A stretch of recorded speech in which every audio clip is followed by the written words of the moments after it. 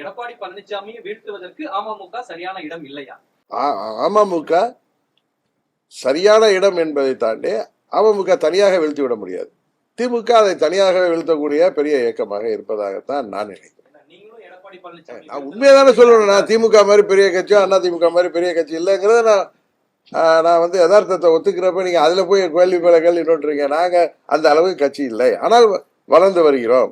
இப்ப திமுக 75 வருட கட்சிக்கும் பழனிசாமி திமுக இடிஎம்கே இப்பதான் அண்ணா திமுக இல்லையே, இடிஎம்கேவுக்கு இணையாக எங்கள் கட்சியின் நிர்வாக அமைப்பு தமிழ்நாடு முழுவதும் கட்டமைப்பை பலப்படுத்தி வருகிறோம், பலப்படுத்தி விட்டோம் என்றே சொல்லலாம். அதனாலதான் நான் சொல்றேன், எங்களை தவிர்த்து விட்டு 19 தேர்தலாக இருக்கட்டும் 21 விட இந்த தேர்தலில் நாங்கள் இன்னும் ஸ்ட்ராங்கா இருக்கோம். அதனால எங்களை தவிர்த்து விட்டு எந்த கூட்டணியும் ஆட்சி அமைக்க முடியாது. அதே நேரத்தில் எங்களை விட திமுகவும் எடப்பாடி திமுகவும் பெரிய கட்சி என்பது உண்மை. ஒரு 7 மாதங்கள் தான் இருக்கு.